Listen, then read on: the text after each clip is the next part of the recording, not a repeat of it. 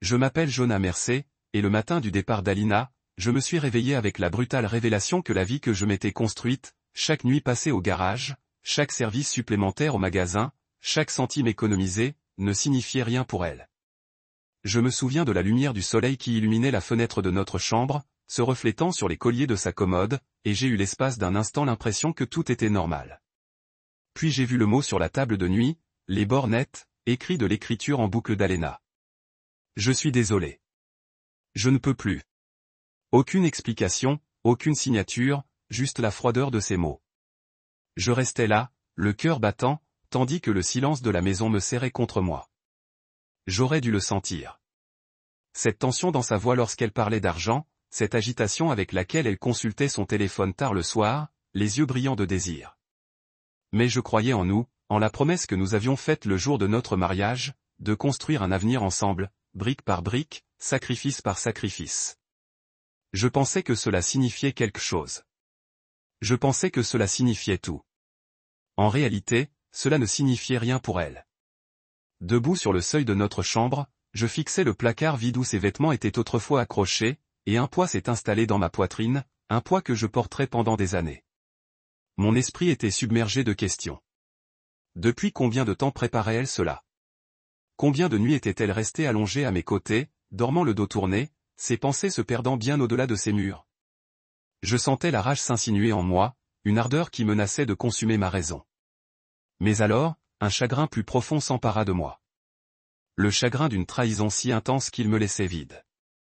J'ai touché le bord du mot de mes doigts tremblants, craignant presque qu'il ne s'effrite sous mon toucher, puis je l'ai lentement laissé retomber là où il était, comme si le laisser là pouvait changer les choses. J'ai fait semblant. J'ai appelé son portable et laissé sonner jusqu'à ce que la messagerie se déclenche. J'ai parcouru notre agenda à la recherche de rendez-vous, de dîners, de moments partagés qui pourraient expliquer son silence. Il n'y en avait aucun. Elle avait tout pris, son rire, sa chaleur, ses rêves, et s'était enfuie vers une vie que je ne pouvais suivre. Leonard Price, l'homme dont je n'avais entendu parler qu'en passant, dont la richesse coulait de source, le genre d'homme dont le monde fonctionnait à un niveau que je n'atteindrais jamais. Je l'imaginais maintenant, suave et sûr de lui, glissant sa main dans l'intérieur en cuir de sa voiture, lui promettant le monde que j'avais toujours essayé de construire. À midi, je me retrouvais à la table de la cuisine, le mot dans une main, une tasse de café à moitié vide dans l'autre. J'avalais ma salive, goûtant une amertume qui dépassait le marc de café. Les souvenirs affluèrent. Le jour de notre mariage, le premier appartement que nous avions brigué, les petites victoires comme rembourser une carte de crédit ou réparer sa vieille Honda. Des moments autrefois triomphants se brisaient maintenant comme des éclats de verre. Je réalisais que chaque « nous » que je portais en moi était un fantôme. J'étais seul. Je n'appelais aucun ami, je ne contactais personne. Au lieu de cela, je pris ma veste. L'un des rares biens dont je sentais encore qu'il m'appartenait, quitta la maison où nous avions élu domicile. L'air matinal me frappa violemment, comme pour me réveiller des jours qui s'installaient dans mon esprit. Je conduisis sans destination, passant devant des points de repère qui auraient dû signifier quelque chose. L'épicerie où nous faisions nos courses ensemble, le banc où elle avait avoué sa frustration face à notre lenteur, le café où elle avait ri de mes blagues. Chaque endroit me semblait vide de sens, souillé par son départ. Lorsque je me garai enfin sur le parking du garage, mes mains agrippèrent le volant jusqu'à ce que mes articulations se dilatent. J'inspirai profondément et sortis, forçant mes jambes à me porter à l'intérieur. Mes collègues levèrent les yeux, certains avec sympathie, d'autres avec un air gêné. J'ai fait un signe de tête à Hank, qui m'a fait un bref signe du pouce levé, comme pour dire « tu vas t'en sortir », mais je n'en étais pas sûr. J'ai pointé sans un mot, j'ai jeté mes clés sur le comptoir et je me suis mis au travail, laissant la routine brouiller mes pensées. Changer les plaquettes de frein, resserrer les boulons, chaque tâche me ressaisissait, m'empêchait de sombrer dans la spirale infernale. Les jours suivants, j'ai voyagé dans le temps comme un automate. J'ai mangé des sandwichs au beurre de cacahuète à mon bureau, dormi tout habillé sur le canapé, et je me suis repassé son message dans la tête, essayant de glaner un soupçon de regret ou d'excuse qui pourrait racheter ses actes. Il n'y en avait aucun. Le vide qu'elle laissait derrière elle s'agrandissait à chaque lever de soleil. Des amis m'appelaient, me présentaient leurs condoléances. Je les remerciais, et je laissais leurs mots me submerger comme de l'eau sur la pierre, inefficace, épuisant. Je pensais à la maison, à l'hypothèque toujours suspendue au-dessus de ma tête. Nous avions investi nos économies dans des rénovations, dans la construction d'un capital, dans un avenir qui nous appartenait désormais. J'ai pris la décision la plus difficile de ma vie. Je vendrais la maison. C'était comme vendre un morceau de mon âme, mais la garder serait une prison de souvenirs trop vifs à supporter. Je l'ai mise en vente, rencontré des agents immobiliers, signé des papiers. À chaque signature, je sentais le poids de nos rêves communs me glisser entre les doigts. Le matin, le panneau « À vendre » a été installé dans le jardin. Debout sur le porche, je regardais la brise souffler sur le panneau. J'ai fermé les yeux et laissé le vent emporter mes dernières illusions. J'étais un homme dépouillé, accablé par la douleur vive d'un cœur qui avait trop aimé, trop fait confiance. Mais même à cet instant, sous le chagrin, une braise tenace brillait. Je ne me laisserai pas définir par sa trahison. Je reconstruirai. Pas pour elle, et certainement pas pour Léonard Price, mais pour moi-même. En rentrant à l'intérieur, devant les pièces vides, j'ai murmuré un vœu. Je trouverai une vie qui n'appartient qu'à moi. Je retrouverai ma valeur. Et un jour, je repenserai à ce moment, non pas avec amertume, mais avec la force lucide d'un homme qui refusait d'être brisé. Des années plus tard, j'ai appris que les promesses ont leur vraie valeur. Mais ce jour-là, le jour où elle m'a quitté pour de l'argent, tout ce que j'avais, c'était le mot, le placard vide et la détermination ardente de me relever des ruines qu'elle avait laissées derrière elle. Après que les mots d'Alena diminuaient. Il s'agissait de se choisir tous les jours et les moments grands et ordinaires. Et comme la mélodie du vinyle remplissait la pièce, je savais que c'était la vie que j'avais combattue et guérie pour réclamer. Une vie enracinée dans la gentillesse, le rire et le lien inébranlable que nous avons partagé. M'est échappé des doigts et flotté sur le parquet, j'ai su que je devais déménager. Rester dans cette maison, notre maison aurait été un véritable labyrinthe de souvenirs. J'ai fait une seule valise remplie du nécessaire que je pouvais emporter seul, un jean, des chemises, ma boîte à outils et un journal usé où j'avais griffonné mes rêves de jours meilleurs. J'ai trouvé un appartement modeste au-dessus d'une quincaillerie, à la périphérie de la ville. Les murs étaient fins, le plancher craquait et la peinture s'écaillait dans les coins. Mais il était à moi. Il n'y avait aucune trace d'elle, aucun parfum ne persistait dans les placards, aucune photo de nous souriant dans des jours meilleurs, seulement l'écho de ma propre respiration. Le silence nouveau et inconnu. Le jour du déménagement fut un véritable tourbillon d'efforts. Je hissais des cartons dans l'escalier étroit, les bras en feu, le cœur battant à tout rompre à cause de la peur de repartir de zéro. Le propriétaire, un homme bourru nommé Peters, me demanda un acompte que je pouvais à peine payer. Mais il ne posa pas de questions. Il me tendit les clés, grogna et disparut derrière une porte indiquant « bureau ». Dans mon appartement vide, le soleil de fin d'après-midi filtrait à travers des stores poussiéreux, projetant des ombres rayées sur le sol. Assis sur les planches de bois nus, je me sentais comme un intrus dans la vie de quelqu'un d'autre. L'espace d'un instant, je me demandais si j'avais commis une terrible erreur. Mais le lendemain matin, j'épinglai une simple liste de choses à faire sur le tableau en liège au-dessus de mon bureau. Beau travail. Vendre la maison. Réapprendre à respirer. J'avais déjà du travail. Le garage manquait de personnel et Hank avait besoin d'aide. Je suis arrivé le lundi avec ma vieille salopette. Je me suis présenté au nouveau patron et je me suis plongé sous les cagoules, me graissant les poignets. Et essuyant la sueur de mon front. Le travail était honnête et physique. Il exigeait toute mon attention et ne laissait aucune place au chagrin. Les clients entraient en traînant les pieds avec des voitures qui sifflaient et gémissaient.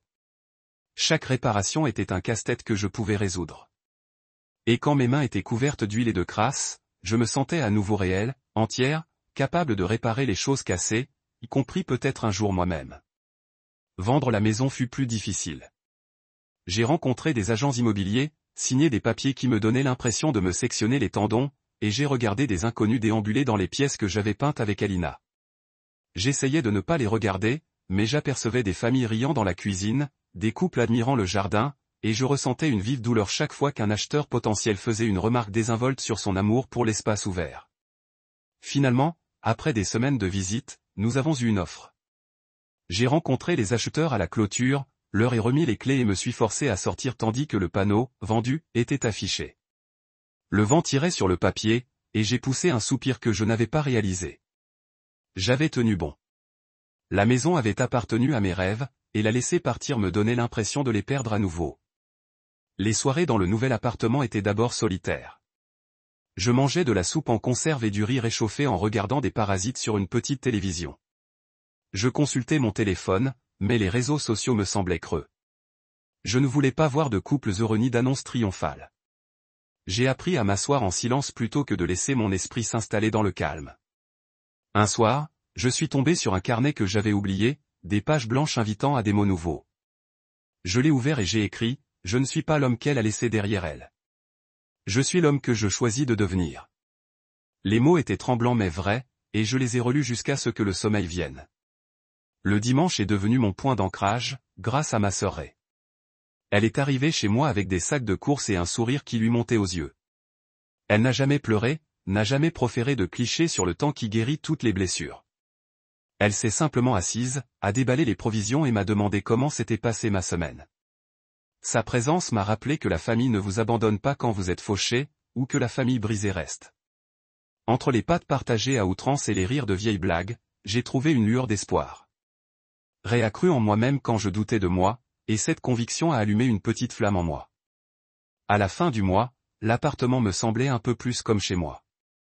J'ai accroché quelques affaires au mur, une photo d'Alina et moi tirée de Happy Times, une clé à molette dont elle m'avait un jour taquiné, un flyer encadré pour un salon automobile local auquel j'avais toujours rêvé d'assister. J'ai laissé de la place à de nouveaux souvenirs, à la possibilité de jours meilleurs. Chaque matin, je me réveillais, j'ouvris les rideaux et laissais la lumière du soleil me réchauffer le visage. Je pointais à l'atelier, travaillais jusqu'au crépuscule et revins, fatigué, mais fier d'une journée de plus. Repartir de zéro avait été le plus grand défi de ma vie. Mais chaque soir, en m'allongeant, je dormais avec la conviction profonde que je construisais quelque chose de nouveau. Une clé à molette, une brique, un jour à la fois. Un an s'était écoulé depuis que les murs de ma vie s'étaient effondrés sous le départ d'Alena. Et à ce moment-là, je croyais m'être suffisamment reconstruit pour me relever. Je conduisais toujours la même berline cabossée pour aller au garage chaque matin, mais le poids sur mes épaules semblait plus léger, la douleur dans ma poitrine moins intense. Je gardais la tête baissée et mes mains occupées à tourner des clés à molette et à résoudre des énigmes mécaniques. Mais au fond de moi, je me demandais si je ferais un jour suffisamment confiance à mon cœur pour inviter quelqu'un de nouveau. Cette question trouva sa réponse le jour où Nora Jensen franchit les portes de l'atelier, ses cheveux auburn relevés en un chignon décoiffé, un sac d'ordinateur en bandoulière. Une épaule, un sourire narquois aux lèvres. La voiture de Nora, une élégante berline au moteur qui ronronnait quand il tournait et rugissait quand il s'arrêtait, arriva en crachotant. Elle sauta de la voiture et se présenta d'une voix claire et assurée. « J'ai un problème avec le démarreur, » dit-elle en posant son ordinateur portable sur le comptoir à côté d'elle. Je jetai un coup d'œil au fond d'écran, icônes ivoire sur fond anthracite, et devinai, web designer. Elle confirma d'un haussement d'épaule. Ne le dites pas à mon patron. Il pense que j'utilise encore Windows XP. J'ai ri, le bruit me prenant au dépourvu, et à cet instant, je réalisai qu'il y avait longtemps que personne ne m'avait fait rire. Alors que je m'agenouillais pour inspecter son moteur, elle rôdait à proximité, posant des questions non seulement sur les voitures, mais aussi sur les choix musicaux, les préférences alimentaires et le débat le plus important de l'histoire de l'humanité, la meilleure façon de préparer le café. Nous discutions bon enfant de la cafetière à piston et du filtre, du caractère sacré des grains de café torréfiés foncés et de la règle tacite selon laquelle les cafétérias aiment à gâcher un bon café en ajoutant trop de crème. Elle défendait le droit de la cafétéria à un bon café. J'ai insisté pour un café noir fraîchement moulu. Elle a souri quand je lui ai offert un échantillon du café instantané du magasin, préparé ironiquement dans un gobelet en carton, et m'a dit que, étonnamment, ce n'était pas horrible. J'ai ressenti une étincelle de connexion. Je ne me souvenais plus de la dernière fois où j'avais ressenti autre chose que le bourdonnement sourd de l'obligation. Au cours des semaines suivantes, Nora est devenue un élément incontournable de ma routine. Elle organisait des mises au point régulières, calait les rendez-vous sur les échéances de ses projets et m'entraînait dans des conversations sur les mises en page web, les palettes de couleurs et le plaisir de résoudre des énigmes de codage. Elle ne me traitait pas comme un homme dont le monde s'est effondré. Elle me traitait comme quelqu'un de compétent et d'intéressant. Quand elle riait, c'était sincère. Aucune pitié dans ses yeux, seulement de la chaleur. Lorsqu'elle m'interrogeait sur ma vie, je répondais sincèrement, ne dissimulant plus le vide où la trahison d'Alena m'avait laissé incrédule. Mais je taisais certains détails. La note sur la table de chevet, le vide du placard, les nuits où je restais éveillé à rejouer nos souvenirs. Je voulais que ce nouveau chapitre soit écrit à l'encre fraîche, sans ombre qui se profile au bord. Un samedi matin frais, Nora m'a invité à la rejoindre pour une promenade au bord de la rivière. Le ciel était bleu pâle et l'air portait la promesse de l'automne. Je suis arrivé au départ du sentier, propre et vêtu d'une chemise propre, étrangement nerveuse à l'idée de passer du temps avec quelqu'un en terrain neutre. Elle m'a salué d'un salut enjoué, des écouteurs autour du cou. Nous avons flâné côte à côte, frottant les feuilles sous nos pieds, échangeant des histoires sur nos aventures d'enfance, nos moments les plus embarrassants, les livres qui nous avaient façonnés. Je lui ai parlé des étés passés à reconstruire de vieux moteurs avec mon père. Elle m'a parlé des week-ends passés à concevoir des sites web réactifs depuis son minuscule appartement. À chaque pas, la garde qui entourait mon cœur s'adoucit.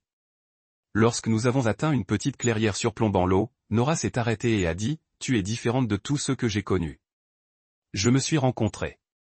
J'ai haussé un sourcil, surprise par cette franchise brutale. Elle a ramené une mèche de cheveux derrière son oreille.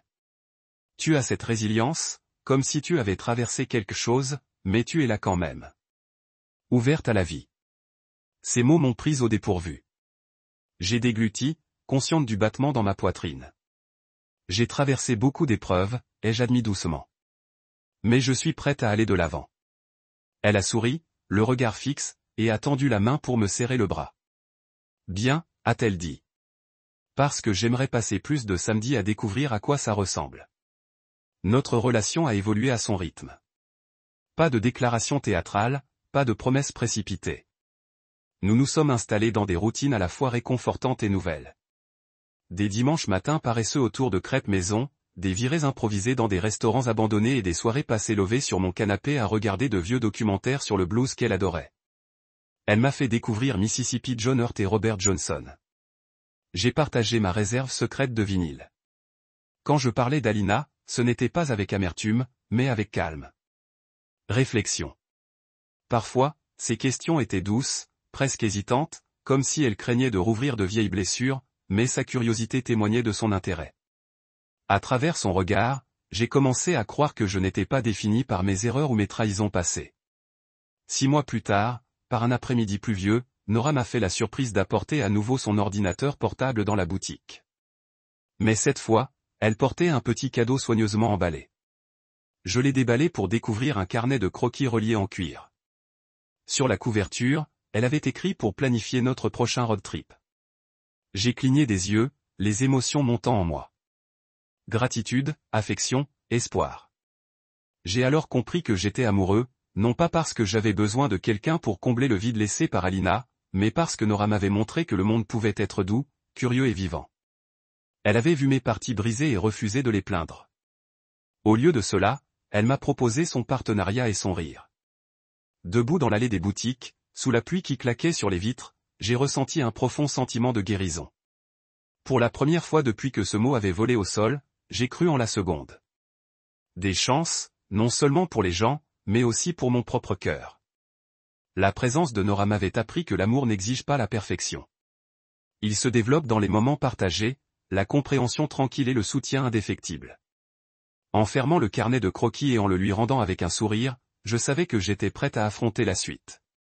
Cet amour n'avait pas d'ombre, seulement les lueurs du possible, et j'étais partante. Emménager avec Nora, c'était comme entrer dans un rêve que je n'avais jamais imaginé. Nous avons chargé son vieux pick-up de meubles dépareillés, un fauteuil au coussin délavé, une table basse de seconde main qui vacillait juste assez pour nous faire rire, et 2 caisses de lait identiques que nous avions décidé de servir de table d'appoint en attendant de trouver mieux. Les cartons s'entrechoquaient en direction de mon petit appartement au-dessus de la quincaillerie, et je me suis surprise à sourire à l'idée que c'était désormais notre maison, un patchwork de trésors d'occasion et la promesse d'un nouveau départ. En montant l'escalier étroit, chaque marche grinçait comme une salutation. J'ai déverrouillé la porte et allumé la lumière. Des murs révélateurs, peints d'une douce couleur crème, choisis il y a longtemps par quelqu'un d'autre. Des volutes de poussière dansaient sous la lumière du soleil qui filtrait par les fenêtres, et j'inspirais profondément. Savourant le parfum de nouvelles possibilités. Nora déposa les cartons en grognant et observa la pièce d'un œil critique. Il nous faut de la couleur, déclara-t-elle en retroussant déjà ses manches. Je pris une échelle et des pots de peinture, et ensemble, nous transformâmes ces murs pâles en un verre sauge doux, chaleureux et vivant. Elle trempa le rouleau dans la peinture, projetant des gouttes sur ma chemise, et je lui rendis l'appareil d'un petit coup de pinceau, projetant une petite éclaboussure sur sa joue. Nous éclatâmes de rire, nos pinceaux oubliés un instant, perdus dans la joie d'être ensemble. Au cours des jours suivants, notre maison évolua naturellement. J'installai le fauteuil dans un coin près de la fenêtre, que Nora considérait comme le coin lecture idéal. Elle installa son bureau contre le mur opposé, tapissé de plantes grasses, de pots dépareillés et d'une petite lampe à la lueur dorée. J'installai ma boîte à outils dans le placard, qui n'était plus un trésor caché, mais un signe distinctif de mon article. Nous accrochions des photos, pas des instantanés de panoramas urbains à l'aube, mais des photos de voitures anciennes et de pièces de moteur chargées d'histoire. Chaque photo ajoutait une touche personnelle, un témoignage des mensonges que nous tissions ensemble. Nos soirées devenaient une tapisserie de plaisir simple. Le mardi soir, nous expérimentions des tacos, inventant de nouvelles garnitures avec ce que nous trouvions dans le réfrigérateur, du porc effiloché épicé une semaine, des haricots noirs et des poivrons grillés la semaine suivante. Nous étions assis en tailleur par terre, tortilla à la main, riant des tentatives ratées et des recettes qui fonctionnaient vraiment. Le mercredi, c'était soirée garage où je lui apprenais à faire la vidange et la permutation des pneus, tandis qu'elle m'apprenait le responsive design et les subtilités du CSS. Elle grimpait dans le compartiment moteur, scrutant le capot, son téléphone à la main, me guidant dans le code comme je la guidais dans les bougies. À ces moments-là, je ressentais une synergie que je n'avais jamais connue. Nos compétences fusionnaient pour former quelque chose de plus grand que la somme de leurs parties. Les dimanches de farniente étaient réservés aux films et aux crêpes. Nora, j'ai découvert mon faible pour les crêpes au beurre et j'ai découvert le sien pour les grands classiques du cinéma du Nord. Nous en faisions une pile assez haute pour rivaliser avec un gratte-ciel, nous arrosions de sirop d'érable en cercle concentrique et nous nous installions sur le canapé sous un draus cousu à l'université. Le projecteur projetait des ombres noires et blanches sur le mur tandis que Humphrey Bogart prononçait ses répliques emblématiques. Mais mes yeux étaient rivés sur elle, suivant la courbe délicate de son sourire et la lumière vacillante. Je lançais des regards furtifs, sentant ma poitrine se serrer de gratitude, car cette union ordinaire ressemblait à la plus grande des aventures. Dans les heures calmes entre le crépuscule et l'aube, je me surprenais parfois éveillé, écoutant le doux rythme de sa respiration à mes côtés. Je suivais les contours de son visage et la faible lueur du lampadaire filtrant à travers nos rideaux, et je m'émerveillais de la naturalité avec laquelle nous partagions cet espace. Aucune peur d'être remplacé, aucun écho de trahison passée, juste la certitude inébranlable que nous appartenions à cet humble appartement que nous avions fait nôtre. Je m'endormis, sa main dans la mienne. Une promesse silencieuse unissait mon cœur au sien. Les journées de travail à l'atelier prenaient également un sens nouveau. Nora commença à venir le matin avec un café, fraîchement moulu, noir, comme je l'aimais, me tendant la tasse fumante avant que je ne saute sous le capot de la voiture d'un autre client. Sa présence, d'une manière ou d'une autre, transformait les sols graisseux et tachés de graisse en quelque chose de supportable. Son rire transformait le cliquetis des clés à molette en symphonie. Je lui ai montré mon dernier projet, la restauration d'une Mustang de 68, et elle m'a posé des questions pertinentes sur les taux de compression et les finitions de peinture. J'ai vu ses yeux s'illuminer lorsque je lui ai expliqué le fonctionnement de certains composants, et j'ai su qu'elle était sincèrement intéressée, non par pitié, mais par curiosité et par respect. Et ce respect était comme un baume pour mon âme. Au fil des mois, nous avons invité des amis à faire des barbecues sur le petit balcon. J'ai monté le barbecue et Nora a disposé des couvertures et des oreillers pour des pique-niques improvisés sous le ciel. Nous avons trinqué aux petites victoires, en réparant un carburateur obstiné, lancement de son nouveau site web, épargne pour un avenir que nous construisions tous les deux. La conversation se prolongeait dans la nuit, ponctuée par la lueur des guirlandes lumineuses dans le bourdonnement lointain de la circulation. Je réalisais que notre maison n'était plus l'appartement solitaire d'autrefois. Elle vibrait des rires des amis, du pêcher des légumes grillés et de la chaleur des rêves partagés. Un soir, alors que les feuilles d'automne voletaient devant nos fenêtres, Nora m'entraîna sur le balcon et nous enveloppa d'une couverture. Elle pressa sa joue contre mon épaule et murmura, « Cette vie, tu l'as reconstruite. C'est magnifique. » Je baissai les yeux vers elle, baigné par la douce lueur des lumières, et laissai la vérité s'installer dans ma poitrine. Je ne guérissais pas seulement d'une perte. Je m'épanouissais dans un amour qui laissait de la place à toutes mes cicatrices et à tous mes espoirs. Je l'embrassai sur le front, le cœur rempli. Et à cet instant, je sus que cette vie était la nôtre, construite de toutes pièces, et qu'elle dépassait tout ce que j'avais osé rêver. Le matin de notre mariage secret, à l'aube claire et calme, comme si le monde lui-même retenait son souffle pour nous, je me réveillais avant Nora, la lumière printanière filtrant à travers les larges fenêtres de la cabane, peignant des lattes dorées sur le parquet. Mon cœur battait la chamade, mêlé d'excitation et de certitude tranquille, tandis que j'étais assise au bord du lit, les yeux fixés sur la simple robe d'été bleue pliée à côté de moi. C'était la seule robe qu'elle avait demandé à porter. Ni robe blanche, ni voile, juste un rayon de couleur qui lui allait à ravir. Je passais mes mains sur le cuir usé de mes bottes et songeais au peu d'importance que m'accordait un tailleur impeccable. Ces bottes m'avaient porté à travers les chagrins et la guérison, et elles me semblaient parfaites pour aujourd'hui. Je me suis glissé dehors sur le porche. L'air vibrait du chant des oiseaux et du parfum des aiguilles de pin. Le lac, au-delà des arbres, ondulait dans la brise. Sa surface reflétait un ciel si clair qu'il semblait promis. J'ai fermé les yeux, respiré profondément et senti des couches de peur et de doute se détacher. Il y a des années, je n'aurais jamais cru retrouver une telle joie. Et voilà que j'étais sur le point d'épouser une femme qui m'avait appris ce que l'amour signifie vraiment, le partenariat, le rire, l'honnêteté. J'ai pressé une main contre ma poitrine, reconnaissant de chaque battement régulier. À l'intérieur, Nora est sortie de la chambre, les cheveux rassemblés en vagues lâches, la robe d'été bleue tombant autour d'elle comme de l'eau. Elle s'est arrêtée en me voyant, les lèvres s'étirant en un sourire timide qui m'a touché droit au cœur. Pendant un instant, aucun de nous deux n'a parlé. Nous nous sommes simplement regardés, le poids de tout ce que nous avions traversé et de tout ce que nous étions en train de choisir pesant entre nous. Puis elle a fait un pas en avant, et j'ai comblé l'écart, rassemblant mes forces. Je la serrai dans mes bras. Je sentis le léger battement de son cœur contre ma poitrine et murmurai, « Tu es magnifique ». Elle posa sa tête sur mon épaule et rit doucement. « Toi aussi, avec tes bottes ». Nous descendîmes les 3 sentiers jusqu'à la clairière au bord du lac, où Tessa avait disposé un cercle de chaises dépareillées sous un érable. La structure en bois était simple. Pas de ruban, pas de sculptures ornementales, juste des branches robustes au-dessus et un tissu en lin drapé à la base. 10 amis et membres de la famille attendaient. Ray, les larmes aux yeux. En qu'essuyant une tache de peinture sur sa joue, les parents de Nora, le visage imprégné de fierté, et Tessa, rayonnante, joignant les mains. Ils arboraient tous des sourires décontractés, pas de smoking, pas de robe, juste une chaleur sincère. Ma gorge se serra en réalisant que ce rassemblement, ce cercle intime, était exactement ce dont nous avions besoin. Tessa lut quelques lignes qu'elle avait choisies. Des mots sur 2 personnes qui s'unissent dans le partenariat et le respect mutuel. Sa voix ne trembla qu'une fois et je sentis son émotion se refléter sur les visages autour de nous. Puis elle s'écarta et je pris les mains de Nora et les miennes. Le sol boisé sous nos pieds était parsemé de pétales, de fleurs sauvages cueillies à l'aube, et l'air portait le léger bourdonnement des cigales. Je la regardais dans les yeux, ce regard calme et confiant qui m'avait stimulé, nourri et redonné confiance en moi. Je te le promets. J'ai commencé à gronder la voix. De te soutenir dans le rire et dans la tristesse.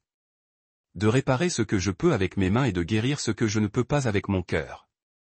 D'honorer tes rêves comme tu as honoré les miens.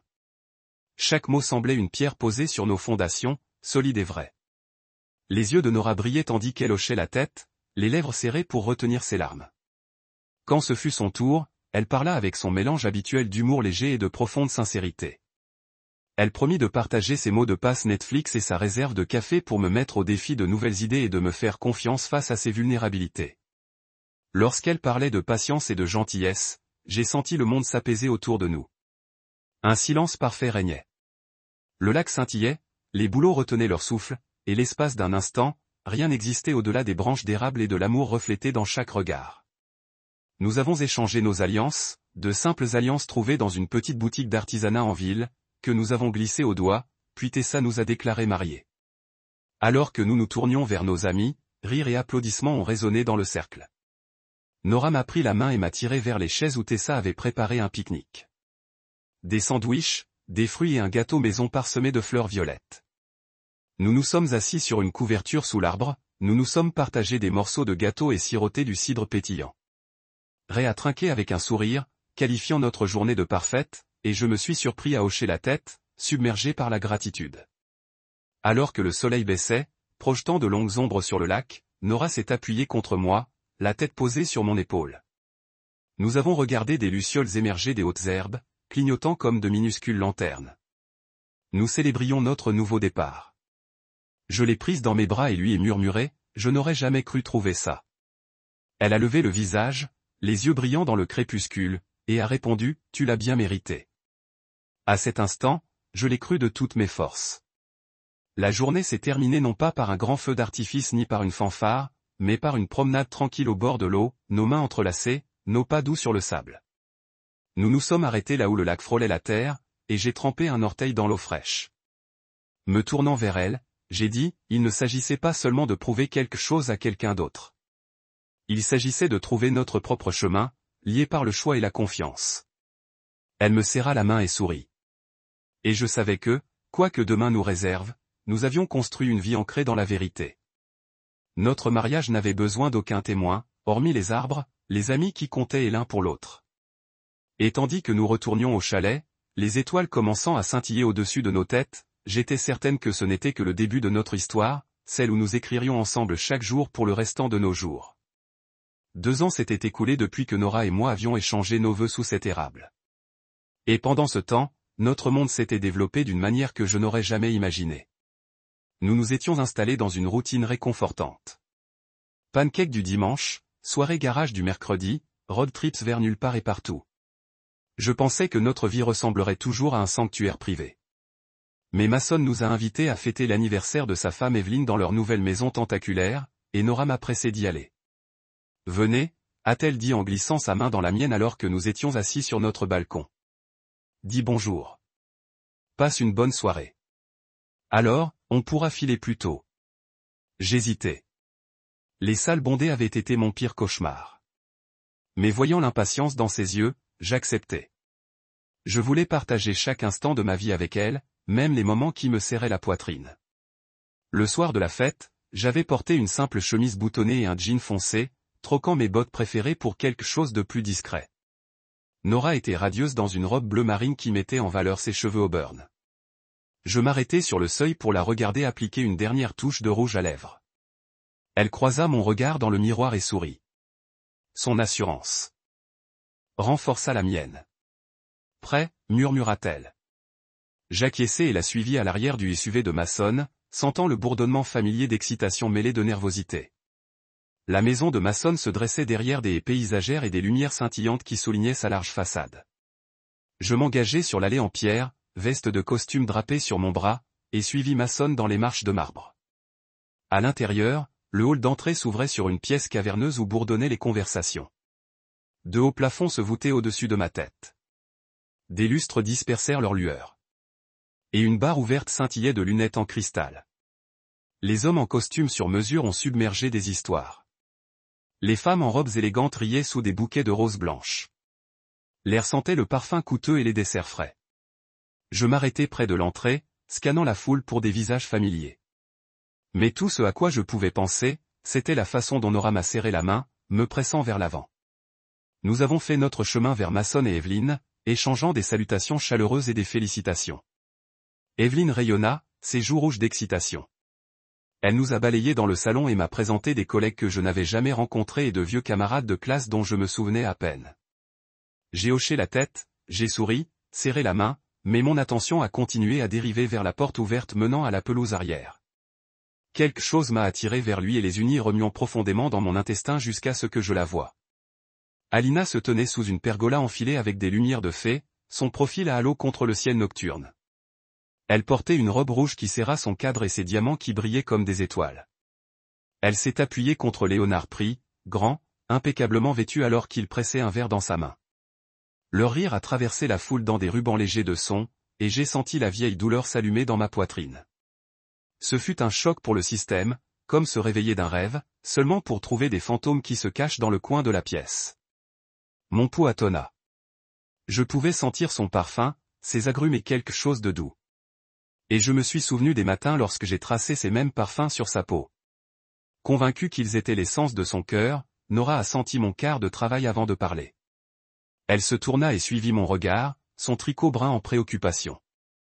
J'ai avalé, m'éloignant de la grappe d'invités et lui avons fait signe de suivre. Nous avons traversé la fête en tandem silencieux jusqu'à ce que nous nous tenions à la vue d'Alina et de Léonard.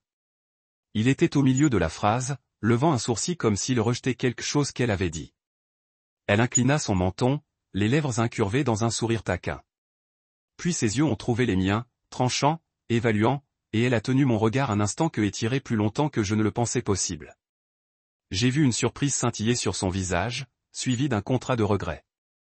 Elle détourna les yeux, sirotant sa boisson et le sort s'est brisé. Nora a glissé un bras à travers le mien et a chuchoté, « Tu veux aller dire bonjour ?» Ma gorge s'est resserrée, mais j'ai réalisé que non. Je n'avais pas besoin de la confronter. Je n'ai pas eu besoin de récupérer des explications perdantes ou de demander des explications que je ne voulais pas entendre. J'ai baissé Nora, sa chaleur régulière me fondant plus complètement que n'importe quelle vengeance. Non, dis-je doucement. Je suis bon. Elle a hoché la tête et m'a ramené vers le salon où l'odeur du gâteau au chocolat a fait signe et des rires se sont produits dans des vagues amies. Nous avons passé le reste de la soirée à parler à de vieux amis, en gardant un œil sur la piste de danse et l'autre au bord de la fête où Alina se tenait. Je l'ai regardé rire de quelque chose que Léonard chuchotait, sa main se brossant brièvement le bras. J'ai senti la vieille piqûre, mais à côté, j'ai senti une nouvelle puissance. Le pouvoir qui vient du choix paie sur la colère, amour pour le ressentiment. Nora a attrapé mon regard sur la pièce et a levé son verre dans un toast silencieux. J'ai rendu son sourire et j'ai soulevé le mien, sentant la chaleur de sa présence apaiser la douleur dans mon cœur. À l'approche de minuit, nous avons dit au revoir. Mason nous a marché jusqu'à la porte, me frappant sur l'épaule. « Heureux que tu sois venu », a-t-il dit. J'ai hoché la tête et je me suis retourné pour suivre Nora, seulement pour sentir une main douce sur mon bras. J'ai regardé en arrière et j'ai vu Evelyne glisser sur mon chemin. Elle a remercié un petit merci d'être venue et de me serrer la main. Ses yeux ont tourné derrière moi, mais elle n'a pas demandé qui je regardais. J'ai hoché la tête, j'ai souri et j'ai reculé dans la nuit. Dans la voiture, Nora a atteint la console et m'a pris la main. « Comment vas-tu » demanda-t-elle, sa voix douce. J'exhalai, sentant la tension s'écouler de mes épaules. Mieux que je ne l'avais été depuis longtemps, j'ai admis. Elle se pencha et embrassa ma joue, ses lèvres chaudes contre ma peau. C'est tout ce que je recherchais. Alors que nous rentrions à la maison sous un ciel, les étoiles, j'ai réalisé que l'invitation du parti avait été plus qu'une obligation sociale. C'était un test de tout ce que j'avais reconstruit, mon respect de soi, ma résilience et, surtout, l'amour que j'ai partagé avec Nora. Et comme je lui tenais la main sur la coudoir, je savais que j'avais passé avec des couleurs volantes. Lorsque Nora s'est éloignée pour explorer la table des desserts, je me suis attardé par l'entrée, scannant la pièce pour un visage familier. C'est là que je l'ai vue, Alina Mercé, debout sous un lustre en cristal. Sa silhouette décrite par la douce lueur des projecteurs encastrés. Le rouge de sa robe semblait presque magnétique, étreignant son cadre avec une élégance pratiquée, et les diamants à sa gorge ont attrapé la lumière dans de minuscules explosions. Elle se tourna comme s'il sentait mon regard et ses yeux se verrouillaient.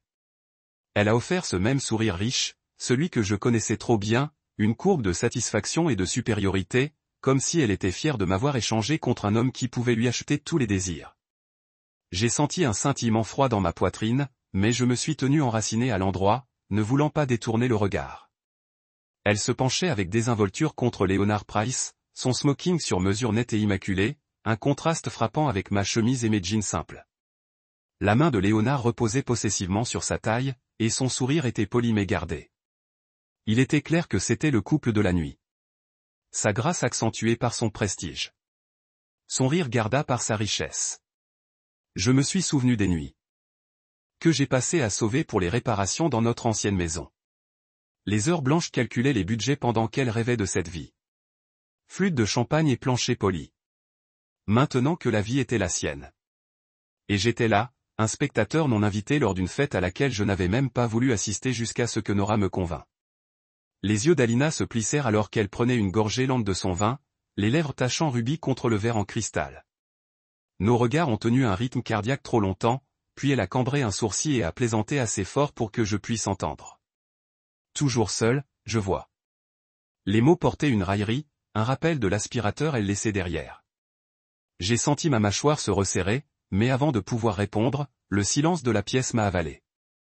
Un groupe à proximité écoutait un toast d'un collègue, et le rythme de la conversation a repris. J'ai fait un pas prudent en avant, le cœur battant, et quand j'ai parlé, ma voix était calme. Ouais, dis-je. Certaines choses ne changent jamais. Je laisse mes mots pendre là, simples et non bellicés, un miroir de sa propre cruauté. Elle a levé un front délicat comme s'il était surpris que j'ose reconnaître sa présence. Les yeux de Léonard passaient entre nous, la curiosité et la confusion gravées sur son visage. Pendant un moment, je m'attendais à ce qu'elle se lance dans des excuses pour justifier sa trahison avec le même et il pratiquait pour justifier de s'éloigner. Mais au lieu de cela, elle a forcé un sourire poli et a dit « Améliorer la fête ?» Son ton était venteux, comme si notre passé partagé n'était rien de plus qu'une note de bas de page. J'ai attrapé la légère tondeuse dans ses lèvres, la seule attention concessionnelle avant de se retourner et de retourner dans son cercle, laissant Léonard chasser après sa conversation. Moi la regarda disparaître, sentant la vieille douleur se tortiller dans ma poitrine, mais sentant aussi quelque chose de nouveau. Je ne me sentais pas petit. Je ne me sentais pas brisé. Je me sentais libre. Nora réapparaît, une assiette de petite fort à la main, et enroula son bras autour de ma taille. Sa proximité m'a ancré, me rappelant que j'appartenais ici en ce moment avec elle. Elle me regarda, s'inquiétait de scintiller dans ses yeux.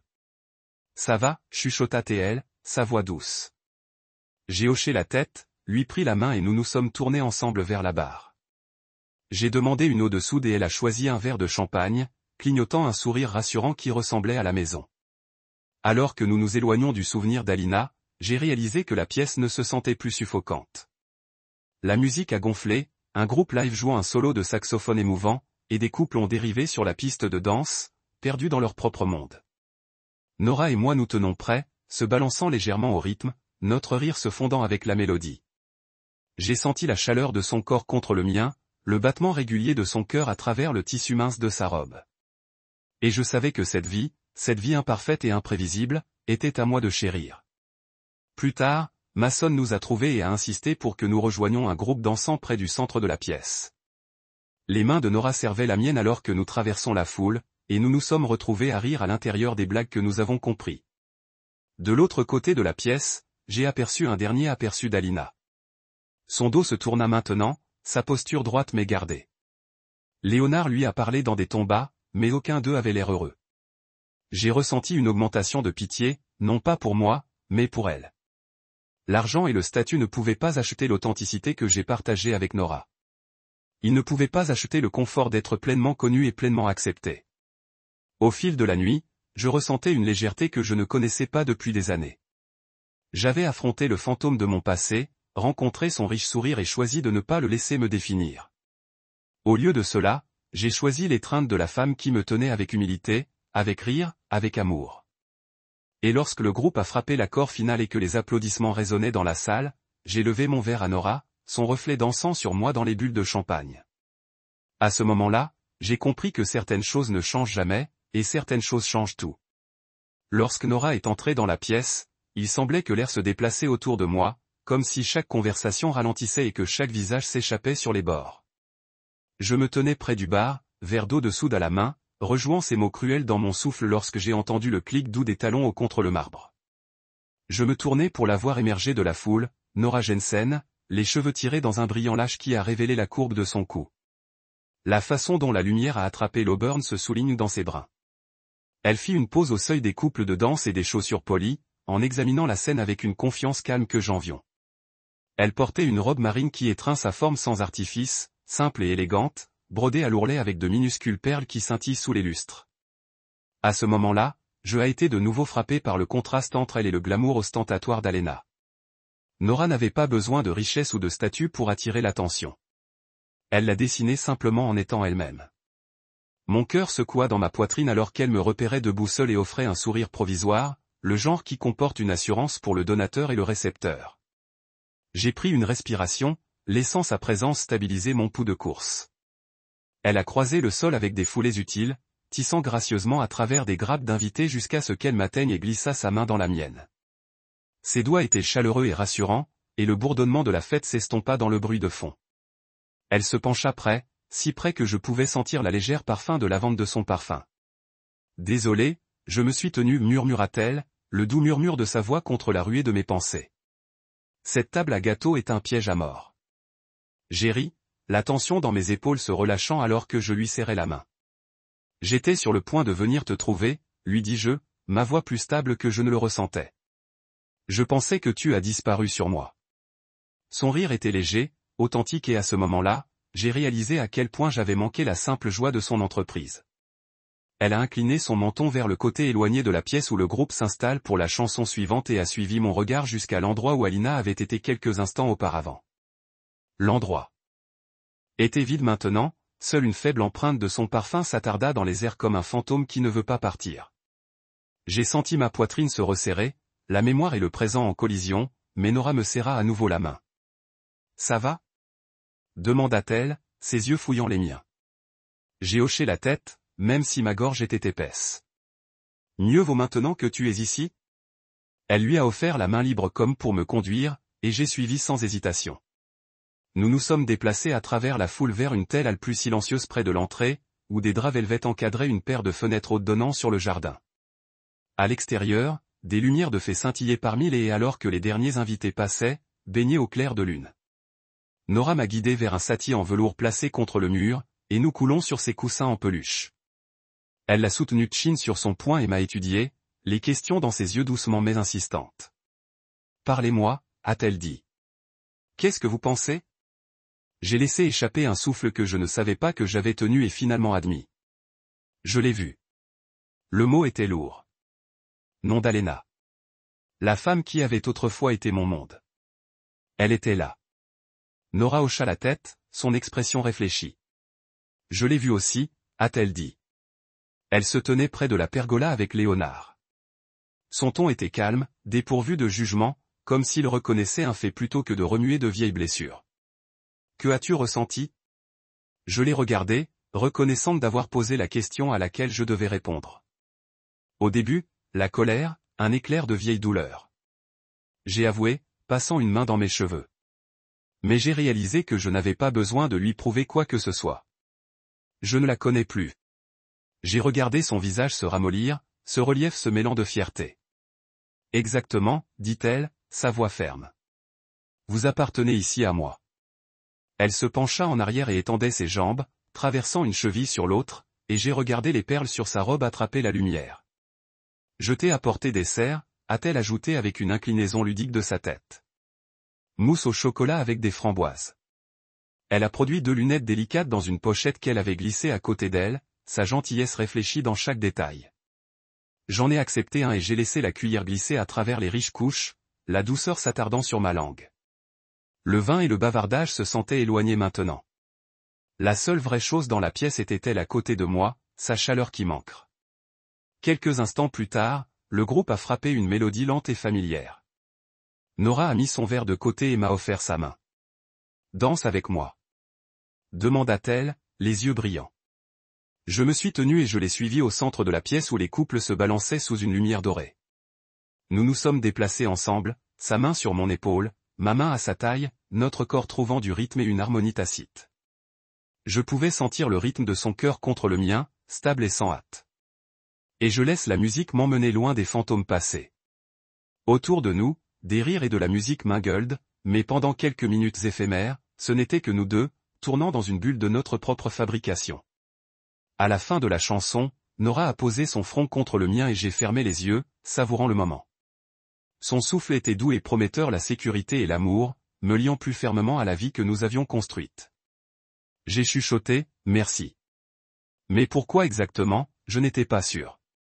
Peut-être pour me tenir près de moi, pour être entrée dans cette pièce malgré ce qui pourrait se cacher dans ses coins, ou simplement pour être elle-même, elle sourit et pressa un baiser à mon temple. Toujours, répondit-elle. Alors que nous nous éloignons de la piste de danse, j'ai aperçu un dernier aperçu d'Alina de l'autre côté de la pièce. Elle nous a regardé un instant avant de se retourner vers ses compagnons, son expression impénétrable. À cet instant, je ne ressentais que la paix. J'avais la main de Nora dans le mien, un partenaire qui m'a vu pleinement et m'a complètement aimé. Et cette vérité était plus éblouissante que n'importe quelle lueur de lustre. Ensemble, nous sommes retournés vers la sortie, notre silhouette fusionnant dans la lumière douce, prête à quitter le passé et à entrer dans chaque demain, côte à côte. Je n'ai jamais imaginé que le pouvoir d'un seul moment pourrait remodeler ma compréhension de tout ce que je pensais savoir. Cela s'est produit tranquillement juste après que les bougies ont été soufflées sur le gâteau d'Evelyne et que le dernier invité a coulé sur le patio, tiré par la promesse d'air frais et le bourdonnement de conversation sous les étoiles.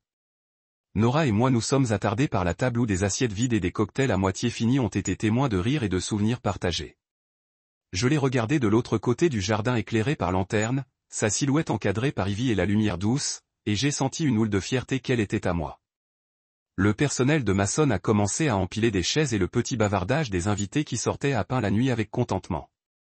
Je me dirigeais vers Nora, mes bottes résonnant sur le pont en bois, et elle s'est tournée avec ce sourire facile qui a toujours fait serrer ma poitrine. Dans sa main, elle tenait 2 verres de cidre étincelants, la condensation battant sur le verre frais. Elle m'a offert un, et je l'ai pris, les bulles pétillaient contre mes lèvres. Nous avons tincé des lunettes doucement dans une célébration silencieuse de nuits comme celle-ci. Des nuits qui n'auraient autrefois tenu que le sillage creux de la perte. Maintenant, il tenait la joie, la compagnie et les connaissances pacifiques que nous appartenions ensemble.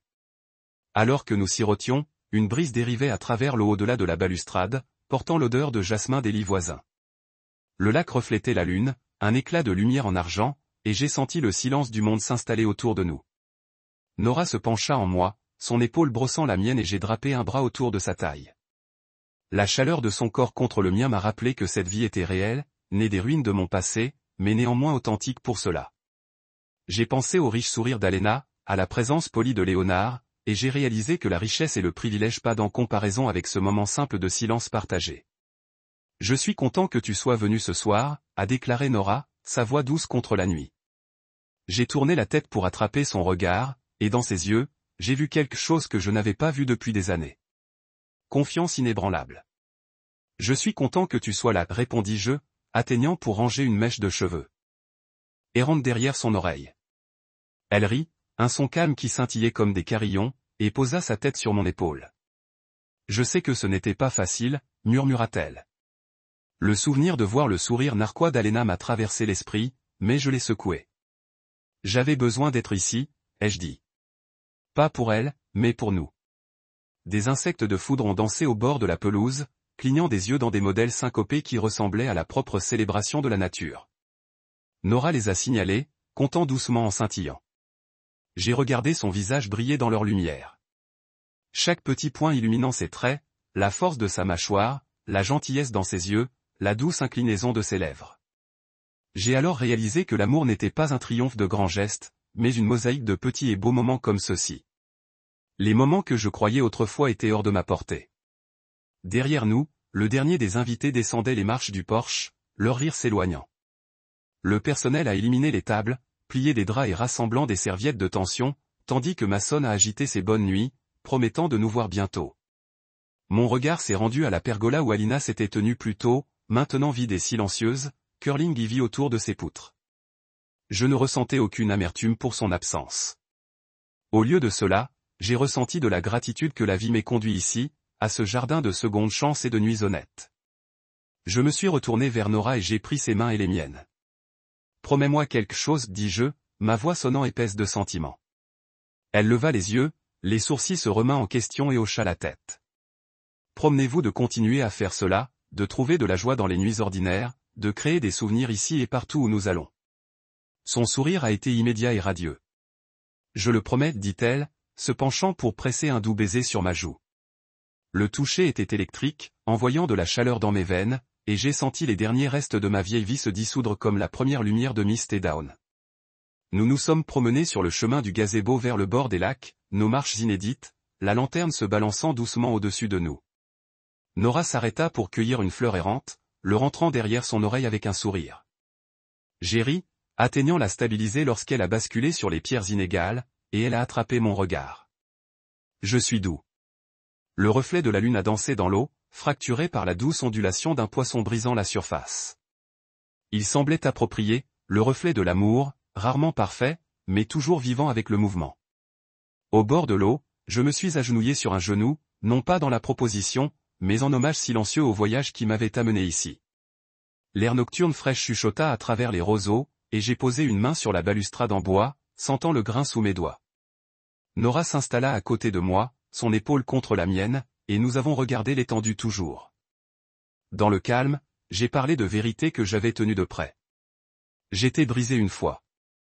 Mais à cause de toi, je suis à nouveau entier.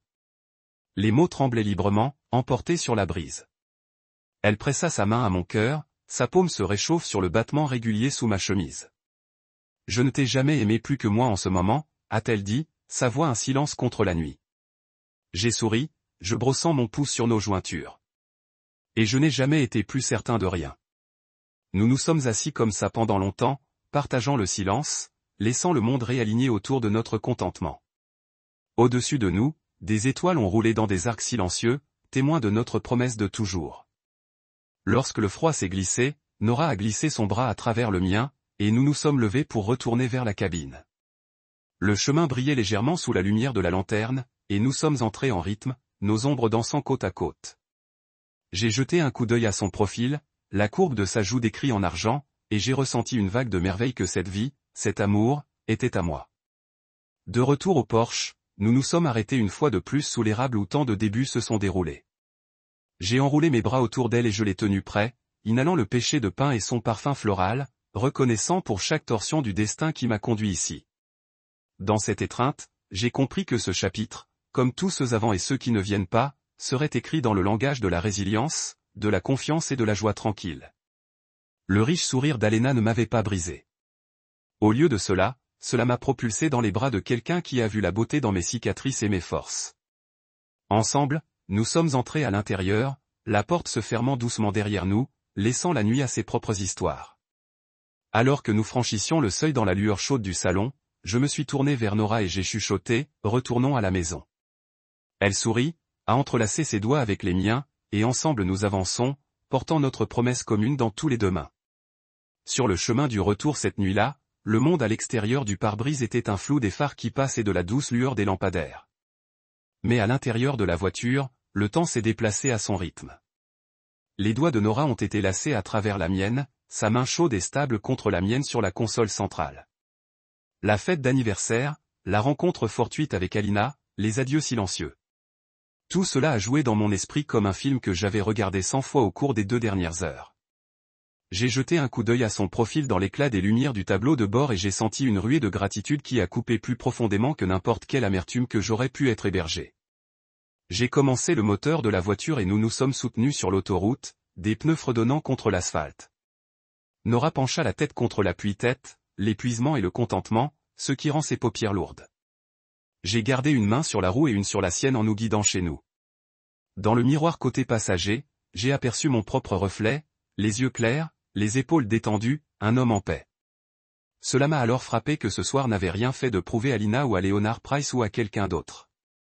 Il s'agissait de choisir la vie que je voulais, les valeurs que je tenais et la femme que j'aimais. Il était facile d'imaginer à quoi ressemblerait la fin de la nuit dans l'histoire de quelqu'un d'autre. Le retour triomphant d'une âme blessée. La justification finale de la présence de son riche ex. Mais ce n'était pas mon histoire.